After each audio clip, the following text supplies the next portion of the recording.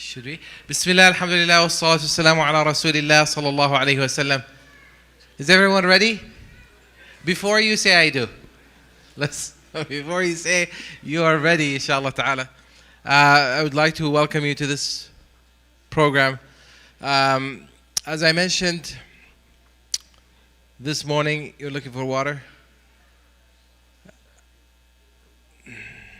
As I mentioned this morning, 2 weeks ago, in the post-conference training, I attended a workshop, and this must be like my third or fourth on this particular topic.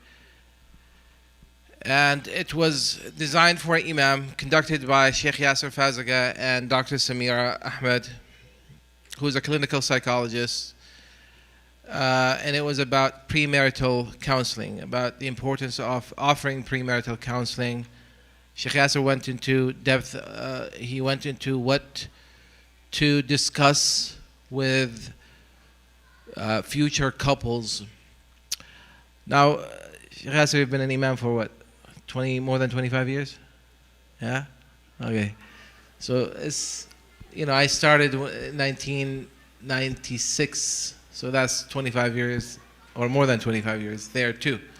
One of the things that always, I used to, look forward to whenever I saw senior imams like Dr. Muzammil Siddiqui conduct the marriage ceremony of a couple whose parents he officiated like their marriage, right?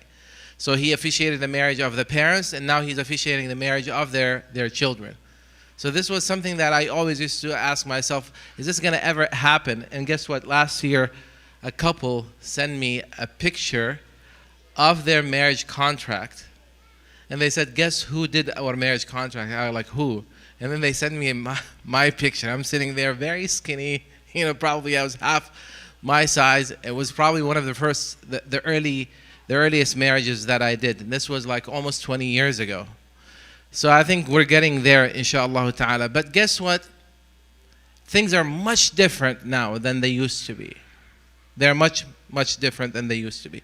About than 10 years ago, I actually came upon some studies, and due to some very awkward moments when you do marriage contracts, when you officiate marriages, I implemented this system in my masjid that we must, before we do any marriage contract, we must actually do either premarital counseling or require that the couple do premarital counseling. And one of the resources back in Orange County that I used to use and tell people that unless you go and you do premarital counseling with a professional counselor like Sheikh Yasser was one of them, I wouldn't do the marriage. Like, it got to the point where I personally would refuse to officiate any marriage of a couple that wouldn't consider taking premarital, some sort of prep course. So here we are here. The plan is, inshallah ta'ala, to implement a similar system, inshallah. So, Sheikh Yasser, premarital, what does that mean? Some people say, well, I've never heard that term before. Has anyone heard this before? Premarital counseling? Okay. Has anyone done that before? The premarital? Okay. No one. So what does that mean? What does premarital mean? Usually people associate counseling with a conflict or a problem. You have a marriage crisis, you have a marriage problem, then you seek counseling. But here we're talking about people even starting the counseling process or getting some sort of preparation before even marriage, before anything happens. So, Bismillah, walhamdulillah, wassalatu wassalamu ala rasulillah. Assalamu alaikum wa rahmatullahi wa barakatuhum. And may Allah subhanahu wa ta'ala reward you all best for being here this evening. And may this evening be an informative, light-hearted session for all of us, Ya Rabbal Alameen. Ameen. Just to appreciate the topic, in the US right now, statistically speaking, divorce rate is at 48%. That's a lot of people getting divorced. We're also seeing that people are getting divorced less, and also they're getting married at a later age. They're getting, married less, and they're getting married at a later age as well, and sometimes that explains the decline in divorce rates. We also see that some states have implemented a system to encourage premarital counseling. It's not mandated, but some states, they encourage that a lot. In the state of Tennessee, I think it's the marriage certificate fees are reduced if you do premarital counseling.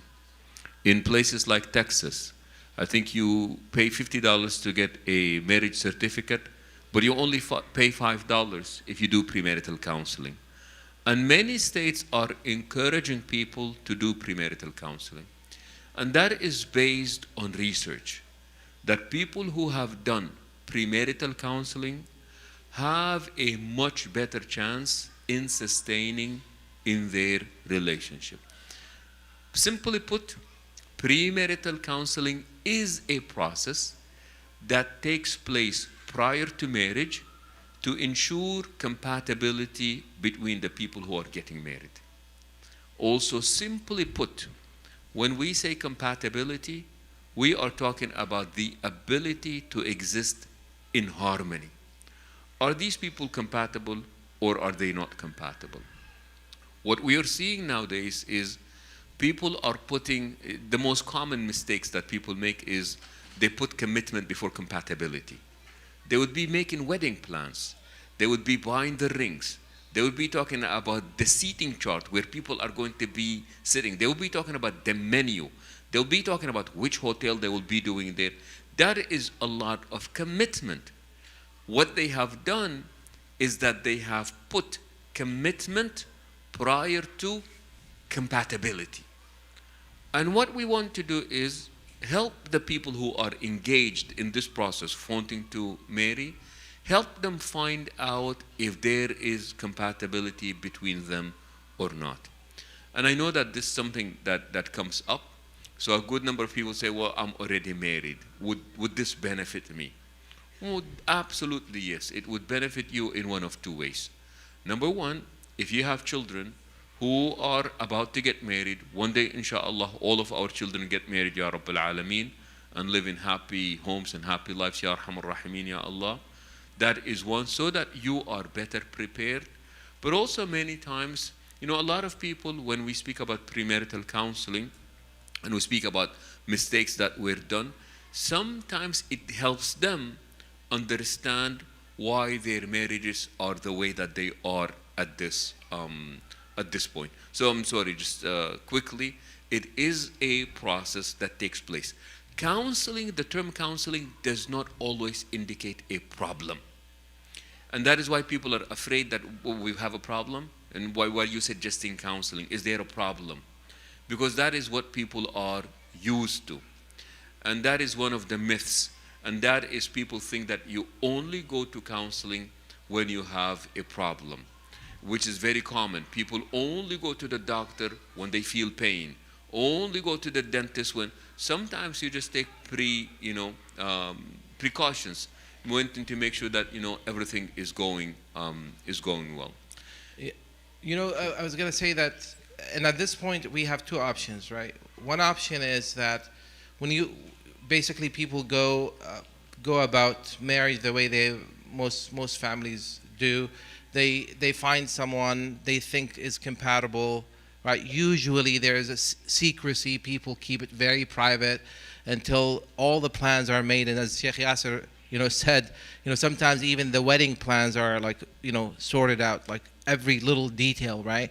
Sheikh, I used to tell people, subhanAllah, if people would put the same amount of effort in preparing and planning their marriages as they would in, their weddings, they would be much better off, doing that. Like details of the wedding versus details of the marriage itself. So what happens is that after the plans are made, the Imam now is asked to come and officiate the marriage. So, and the dilemma for someone like myself is that, we feel like, okay, what are you doing here? I'm just not going to just come and do this. I need to get to know the couple. I need to get to know who I'm getting involved with right? And see. So at this point, we have two options. One option is that we tell people before you're able to schedule the imam, you have to have gone through this process, right, ahead of time. The other thing is we can bring awareness to our communities, and this is what we're trying to do, and say, listen, families, listen, dear community members, we need to start this prep process ahead of time, as early as we can, right? And this is one of the things that Sheikh, I took from this particular workshop. I don't know if it was you or Dr. Ahmed that brought it up, that imams, there was about 40 imams that attended this workshop, that imams need to go and start talking and advocating for this process. They need to go back. And one of the imams asked a question, okay, how soon should we start this? And one of the things that was said is that we need to hold these kind of activities and programs, as Sheikh Yasir said, it will help also the families realize that, guess what, our children need to be prepared way ahead of time, before you even start like the selection process. Don't wait until it's too late. In the old days, marriage was very, very simple. It was easy. Duties, expectations, in traditional marriages, role of the couples, everything, even the process itself was figured out. All the bride and the groom had to do is just show up, right, to their own wedding, and then they were told what to do. And most marriages kind of just survived. Now things are not this way anymore. So I think we need to be ahead of the game. So this is basically the idea behind it. So Sheikh, if someone was to ask, okay, how soon should I start preparing my children for their future marriages? Just to keep in mind, in the Muslim community, just something that the Sheikh mentioned and maybe needed to be a little bit more accurate. So as imams, our job is not to second guess the fact that these people are choosing one another. We're not here to correct their mistakes. We are here to make sure that we give them the proper tools, correct, how to deal with their potential issues. Remember that, as human beings, the more interaction we have with one another, naturally that leads to friction, that leads to conflict. How do people deal with this conflict? What is the conflict about? How intense does the conflict get? And do the people have the proper tools to deal with these things? That is really our purpose in doing this. So we're not second guessing what they're saying. Our desire to get involved is only really to make sure that the people have the proper tools. And just also to let you know, in the Catholic Church, the pre-canon, if you are a practicing committed Catholic and you want to get married by the church requires that you go through a course that is 6 months long. You have to go through that course. And it includes a bishop. It also includes elderly married couples from within the community to lead the couples and take the couples through the process of what does it mean to be married. Happily married couple, right? Because in Catholicism, marriage is considered to be a sacrament. Historically speaking, it only became a sacrament in 1563 in the Council of Trent. And prior to this, it was not. And out of that came the idea that you cannot get divorce afterwards because this is a sacrament. It was binded by God and what have you. And talking about marriage is part of a preparatory list that we do in the community. So prior to talking about marriage, part of it is that we also talk about relationships. What about relationships with the opposite sex? Well, how does that work? So this is all part of the preparedness that takes place. Also, interestingly, very, very interesting. Wait, before you go any further. So now,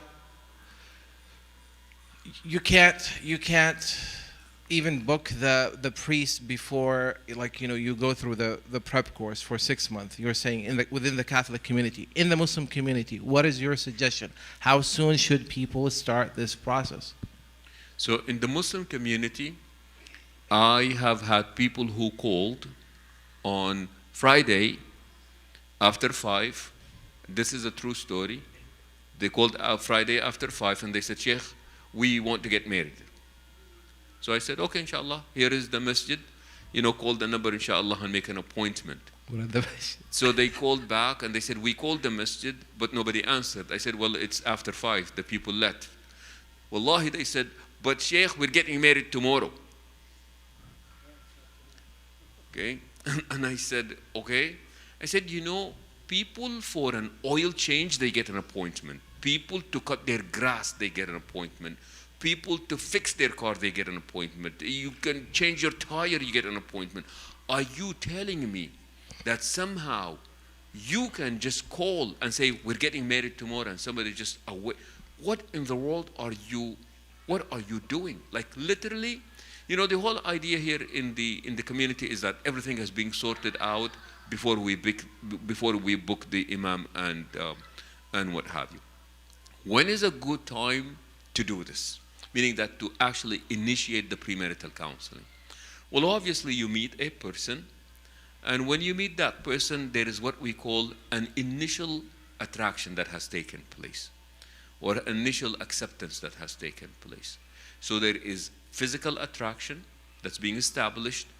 There is emotional attraction that has been established.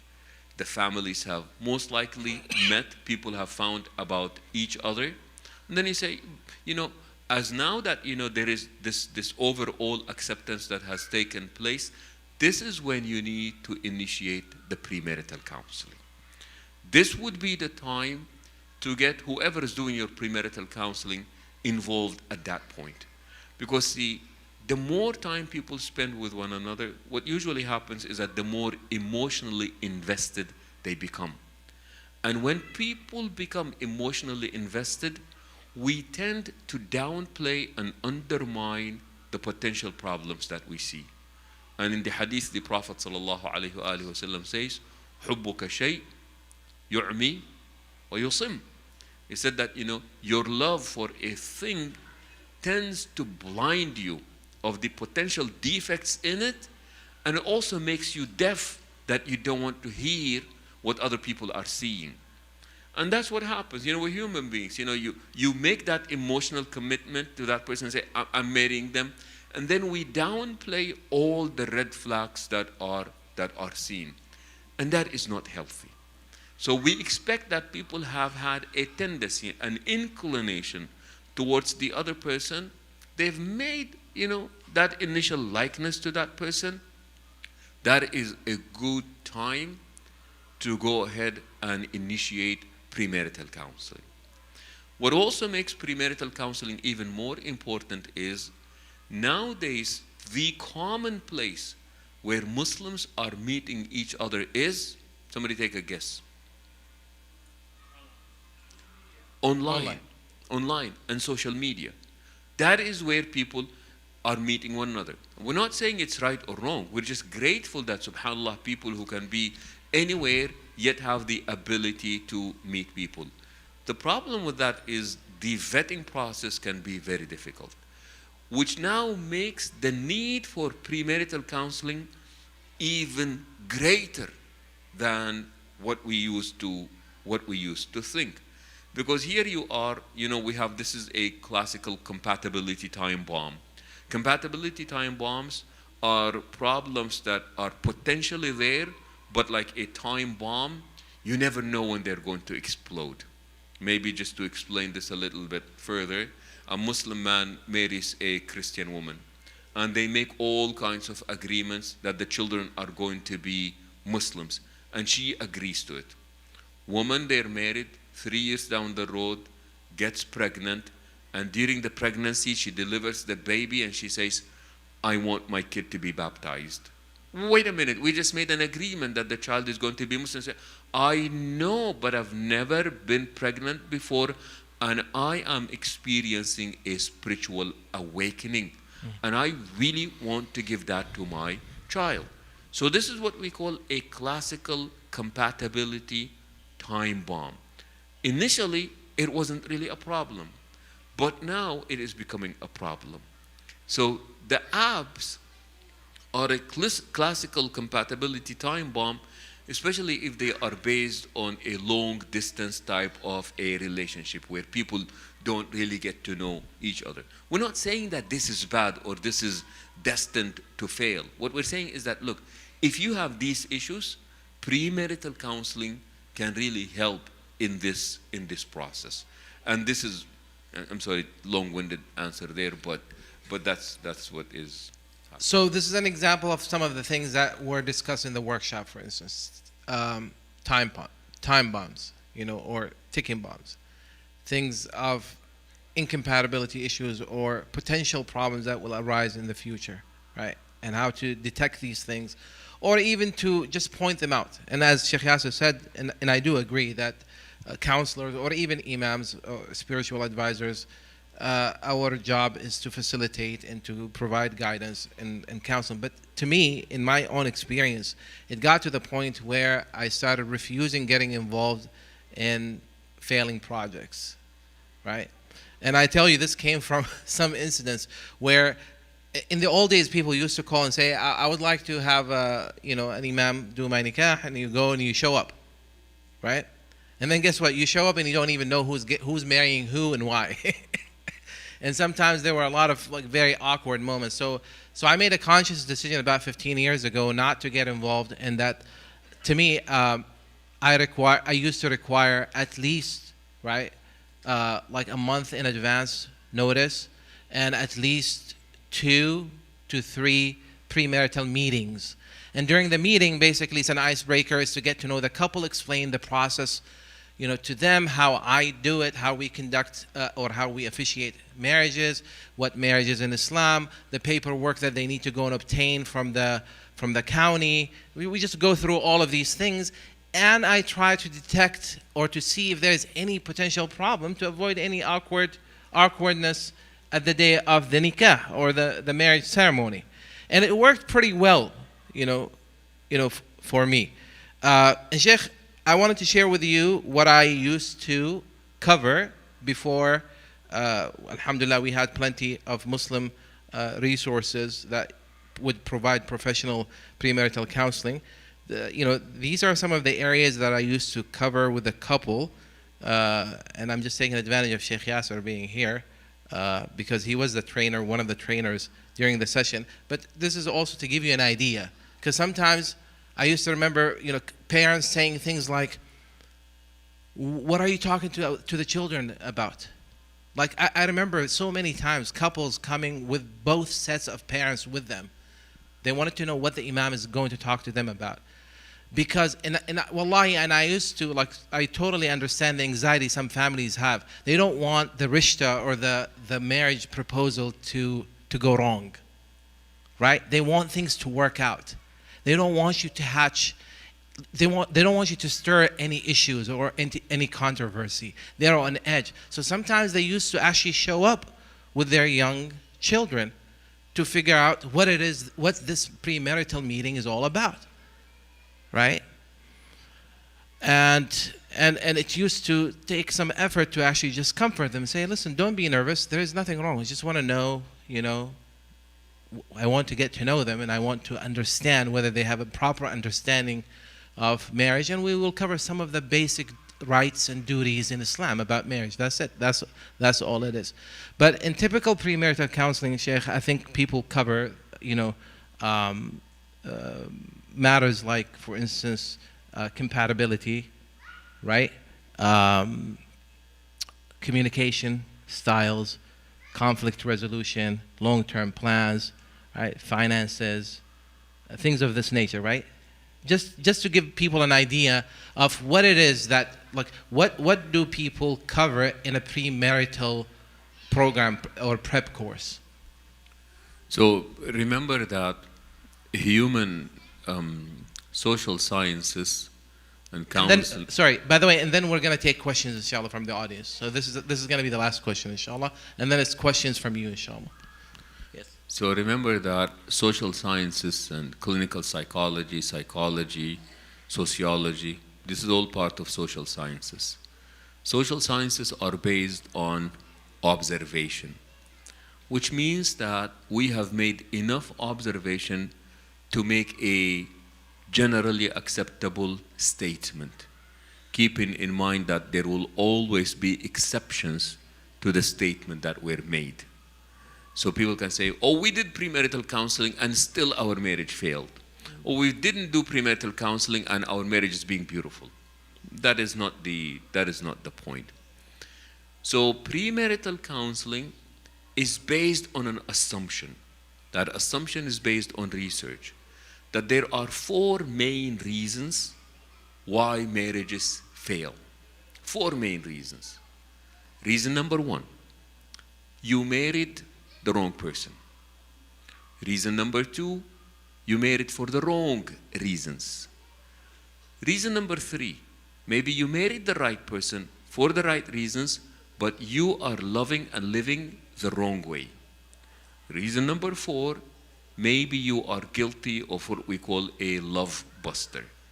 Any reason that people may give is ultimately under these 4 umbrellas. Married the wrong for the wrong person, married for the wrong reasons, living and loving the wrong way, or guilty of love busters. So in premarital counseling, the focus is in making sure of the 2 initial ones, that you are marrying the right person for the right reasons. The wrong person, what makes the wrong person a wrong person? 2 issues. A character-related issue and a compatibility-related issue. Character-related issue. You marry a playboy. You marry a playgirl. You marry an addict. You marry a gambler. You marry an angry man. You marry a person who is irresponsible. If this individual is actively engaged in this behavior, the relationship is doomed from the get-go. So this is a wrong person by virtue of character-related issues. Do people end up marrying wrong people like that? Yes, they do. What happened? I love him too much. Hope. I think I told you the story the other day. Man came in, he's getting married, alcoholic. She knew he was alcoholic. She married him. Why? She said, well, I thought that if I just give him my love and support, I thought I can take the alcoholism away from him. Remember this. If people do this, you don't have a marriage, you have a project. You end up having a project. That is not a marriage. So our job is to ask all the right questions to make sure that the people have actually discussed these issues. Remember, we are not interested in what the person did in the past. We're talking about if the person is actively engaged in this behavior, then this relationship is doomed from the get-go. The other part is the wrong person is not necessarily a bad person at all. They're good people, but they don't necessarily make a good team. There is compatibility issues, things that are related to ethnic, cultural, religious, educational, socio-economic backgrounds. The more that people have these things in common, the easier it gets. The chances of compatibility are much higher. So part of what we do is see how much in common do people have. And you all do this by virtue of asking questions, by listening to answers, by making observations. So you make sure that there is enough compatibility in this area, and that is when you find out about the compatibility time bombs. So once you cover this area, then we move on to the marrying for the wrong reasons. Many times, people end up getting married for the wrong reasons. I'll give you a quick example. He married because he wanted somebody through her or through him, they will get their green card. Does that happen? Yeah. So much so that many times sisters would say, Sheikh, can you please help me find somebody? But Sheikh, can you please make sure that they have papers? Why do you say that? Because I don't want somebody to just want to be with me because it is through me that they're going to get their legal status fixed. Is that a legitimate concern? It's a very, very legitimate concern, and people are really afraid for this. I remember I had a brother who, when people only want that, then you really don't care that you are picking a mother material, a father material, a partner material. You don't care, because all you care about is, in 3 years, I'll be done with them. So this brother tells me, he goes, I was going to the ceremony to receive my citizenship, and I was crying. And my friends were saying, why are you crying? You're getting your ceremony today. And he said, man, you guys won't believe this. Last night, she told me she was pregnant. And now to him, it's a catastrophe. Why? Because now he is stuck with her. But now he is finding out she's not a mother, she's not a good this, she's not a good that, but now they're stuck. Why is that? Because he married her for the wrong reason. Remember, there is nothing wrong with finding the right person. Through that person, you can also get your legal status fixed. There is nothing wrong with that. Nothing legal, nothing ethical, nothing un-Islamic. But if that is the only reason you're getting married, then you are getting married for the wrong reasons. Sometimes people get married, and please, remember, part of this is to be transparent and to be honest with one another. People say, especially young girls, say, Sheikh, my family is very, very hellish. It is hell-like. The only way that I can get out of this family is by getting married. So this guy proposed, and I just said yes. Why did you say that? Did you know? I said, Sheikh, I did not care. I just wanted to get out of my family. Well, that would be a wrong reason. If that was the only reason you got married, then this was a wrong reason to get married. Or some people would say, man, I was feeling so lonely. I was just like, I hated my life by myself. I got lonely because of this. My favorite reason. Or if you cannot stand your own company, why do you think other people would want to be with you? Okay? So that's why I got a wrong reason to get married. Okay? So now what we do is that we go through, why are you trying to get married? What is it that you're hoping to accomplish through that? And there are many wrong reasons. Pressure. Everybody in my family was telling me, go for it. This is a nice guy. This is a really good girl. Everybody was just pressuring me. So now people got married for the wrong reasons, and that is pressure. Sometimes people get married because of guilt. We've been, engaged for the past 7 years, and now, man, I really, honestly, I don't like her, or I don't like him, but I feel so guilty because we've been together for the past seven years. That would be a wrong reason to get married. So part of premarital counseling is addressing these issues.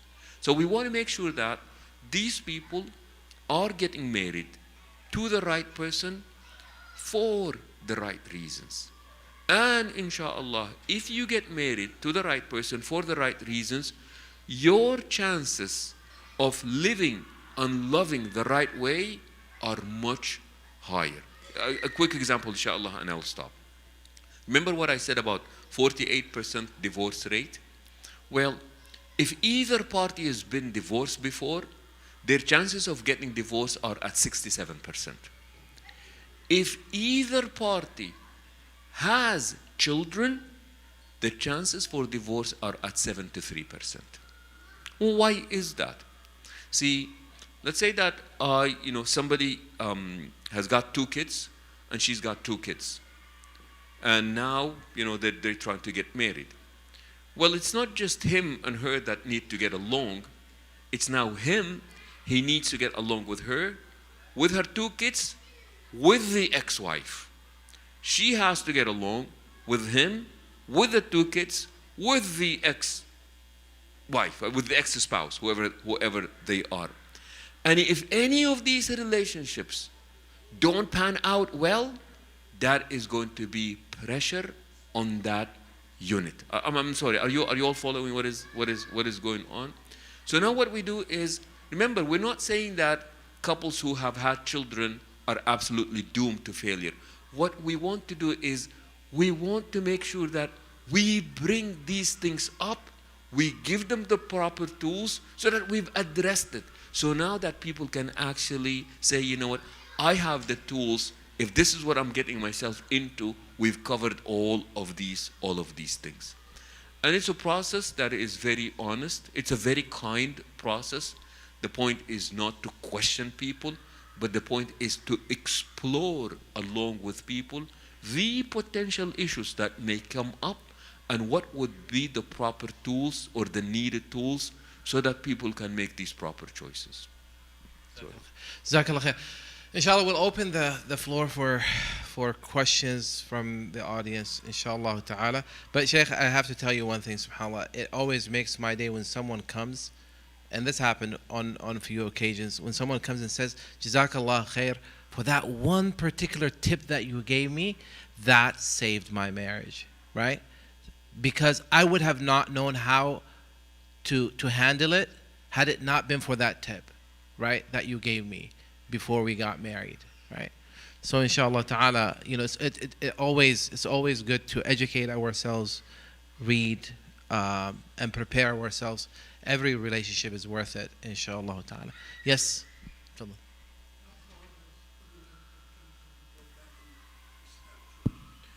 Good question. So now the question is, how far does premarital counseling go in Islam? So if you mean premarital counseling in terms of sessions, this is a recent phenomenon. But if you mean premarital counseling as in people giving nasiha, advice, what to look for, what to avoid. For example, it is very common in the Arab culture to say, لا تزوج بنتك بخيل. Okay? Do not, never marry your daughter away to a man who is stingy. It's not a good quality to have. That's like a horrific quality to have. That is their way of saying, avoid the wrong person. Or the Prophet sallallahu alaihi wasallam would say, إياكم وخضراء الدمن. من خضراء الدمن يا رسول الله؟ قال المرأة إيش؟ في المنبت الفاسد. Okay? He said that avoid this quality in a woman, and it was a vague statement. So the Prophet of Allah was asked, what is this? And he said that, a beautiful woman who grew up in a bad environment. He said, be careful. Keep away from these things. Do not marry your daughter, do not marry your child to somebody like that. Or for example, in the Quran, we see in the story of Musa alayhi salam, and the father of the two girls in Madian, he is observing Musa alayhi salam, and he sees what he sees. The daughter sees what he sees, and she said, Dad, hire him. قالت يا أبت استأجر فإن خير من استأجرته قوي الأمين. Said, my father said that you should hire this guy to work for us. The best of laborers, the best of people to be hired are those who are strong and yet trustworthy. Almost hinting that, I like this guy. And what does the man say to Musa alayhi salam? إني أريد أن أنكحك إحدى ابنتي هاتين. Said that I wish to marry you to one of my. So in that sense, to one of my two daughters. In that sense, there is history of picking the right person, avoiding the wrong person. Or, Fatima bint Qais اللي جات عند النبي صلى الله عليه وسلم, and she said, Prophet of Allah, I have had proposals. Two people have proposed to me, Muawiyah and Abu al-As, Abu al-Jahm. And the Prophet sallallahu alaihi wasallam said, Muawiyah صعلوك لا مال له. Said Muawiyah is a broke man, he doesn't have any money. Abu Jahl لا يضع عصاه عن أهله. Abu Jahl is known to be this man who is very aggressive, that has a tendency to get physical and violent. But I advise you what? Marry Usama. Get married to Usama. So again, we see this idea of compatibility. You won't get along with this guy. This guy is not going to be good for you. But here is somebody that I believe is compatible to you. So in that sense, yes, there is history of premarital advices, if you call them. And the Sahaba radhiyallahu anhum used to come to the Prophet ﷺ for these kind of advices, whether it's prior to marriage or during or after their marriage, or even if they're going through any marital, conflict. I think one of the greatest actually premarital advices is that famous hadith of the Prophet ﷺ, تُنْكَحُ الْمَرْأَةُ لِأَرْبَعٍ. So the Prophet ﷺ says what a woman is usually sought for. He mentions 4 things. And then the Prophet ﷺ highlights the importance of deen or character, right? فَظْفَرْ بِذَاتِ الدِّينِ تَرِبَتْ يَدَاكَ. Right? So that is a golden actually advice by the Prophet ﷺ on that. And he also says that he encourages men, he says, marry someone who is, wadud, walud, someone who is loving, someone who is caring, right? And someone that also is known to the Prophet also addresses the issue of fertility as well in that particular hadith. So there is history, of very basic, yeah.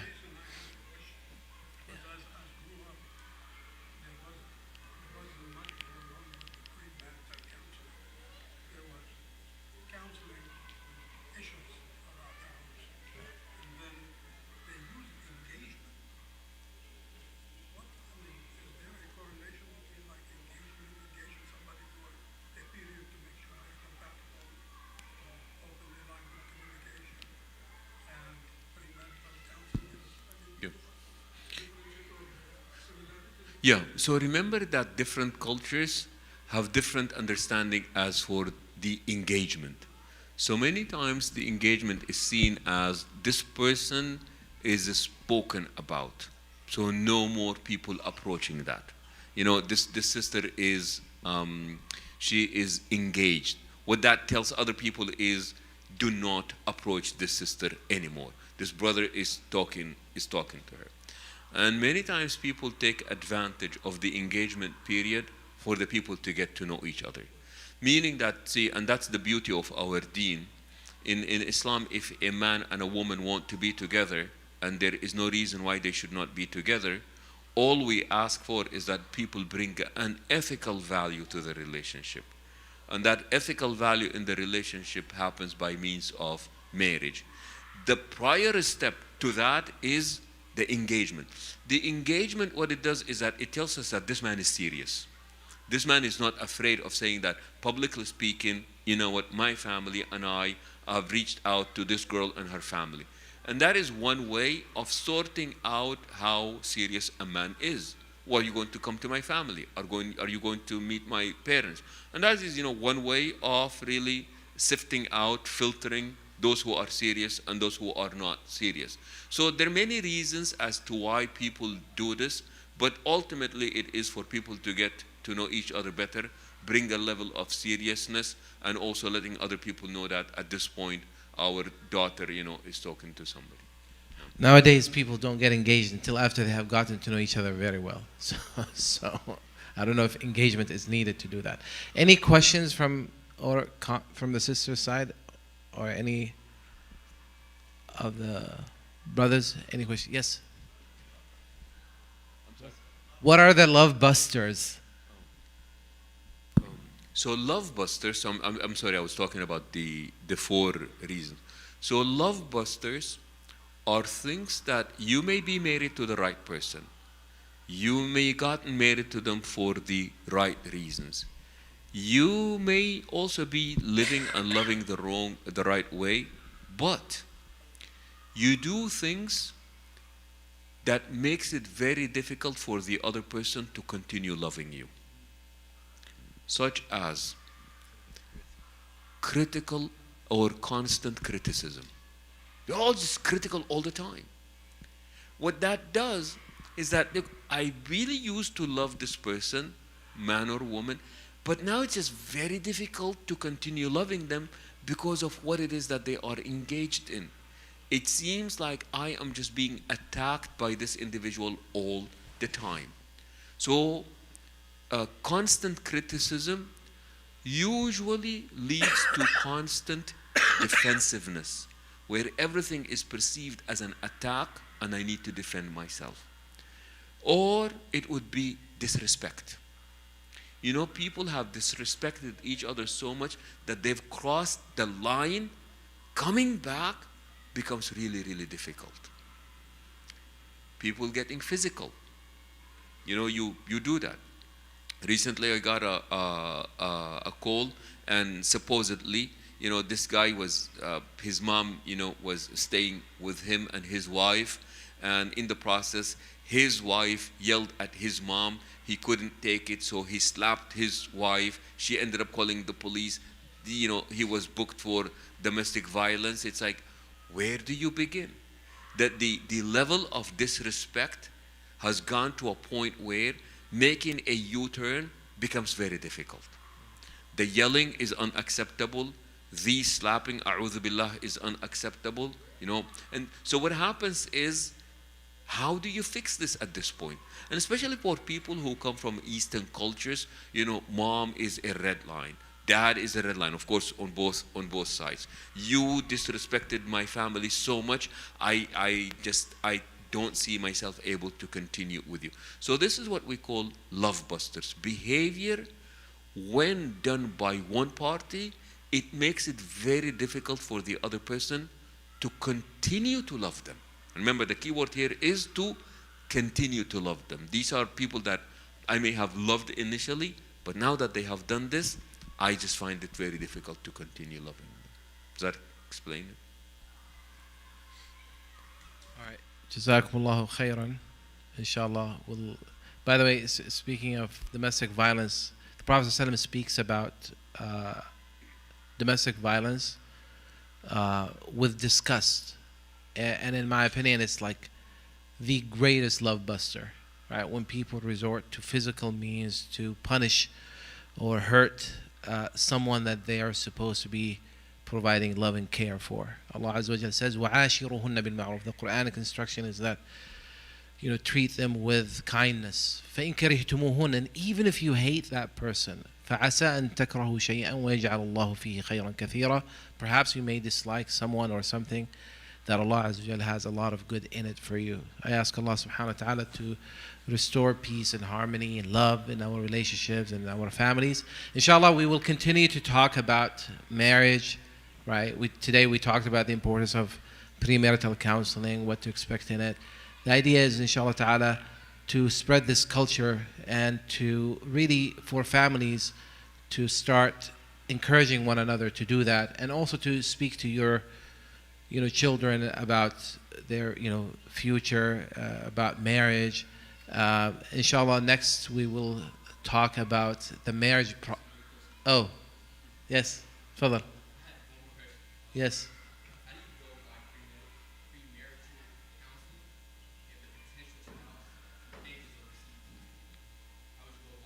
That's actually a very good question. We will extend the time for that question. That's a very good question. So, help me out here. You're saying, how do you go about premarital counseling if your potential spouse is actually overseas? Correct? That's good. Yeah. So, Jazakallah khair. So we've actually done this before. Alhamdulillah, with the technology that we have nowadays, Zoom sessions is the way to do these sessions. So we hold them over Zoom, FaceTime, whatever the case is, and it doesn't matter where the potential spouse is. In fact, a good amount of the premarital counseling that we're doing nowadays is over Zoom, because the people are not in the same city. And inshallah, as we're just coming to a conclusion, just wanted to let you know about recent activities that we have started at MIC. Today was our first day to play volleyball. Alhamdulillah, it was a great turnout. We had over 25 players. Mostly they were okay, but and the people have gotten so excited that it was not enough. So they've decided that from now on they want to play volleyball after Fajr, so that this way they have all day long to play volleyball. So inshallah, if volleyball is your thing, we're starting to play volleyball tomorrow after Fajr. Please do join us for Fajr and then join us for the volleyball, inshallah. Jazakumullah khairan. Thank you for joining us. Subhanakallah wa bihamdik. Nashhadu an la ilaha illa ant. Nastaghfiruka wa natubu ilayk. Assalamu alaikum.